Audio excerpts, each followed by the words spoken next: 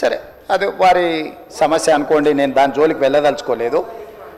So ఈరోజు SLBC పూర్తి చేసి ఉంటే నల్గొండ కష్టాలు తీరు ఉండేటివి కదా, డిండి ప్రాజెక్టు పూర్తి చేసి ఉంటే నల్గొండ కష్టాలు తీరు ఉండేటివి కదా, మా పాలమూరు రంగారెడ్డి ఎత్తిపోతల ప్రాజెక్టు ఈరోజు జూరాల నుంచి నీళ్లు తీసుకుని ఉంటే రాయలసీమ నీళ్లు దొంగిలించే అవకాశం ఉండకపోతుండే కదా అధ్యక్ష.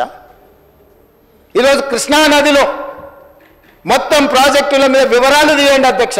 ఎవరి హయంలో ప్రారంభమైనాయి, ఎవరి హయంలో పూర్తయినాయి, ఎవరు అన్యాయం చేసిండ్రు.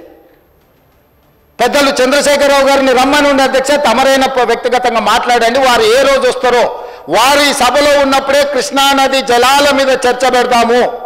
ఈ చర్చలో ఒకవేళ మా తప్పు ఏదైనా ఉందని నిరూపిస్తే సభా సాక్షిగా చంద్రశేఖరరావు గారికి, బీఆర్ఎస్ నాయకులకు నేను క్షమాపణ చెప్తా అధ్యక్ష.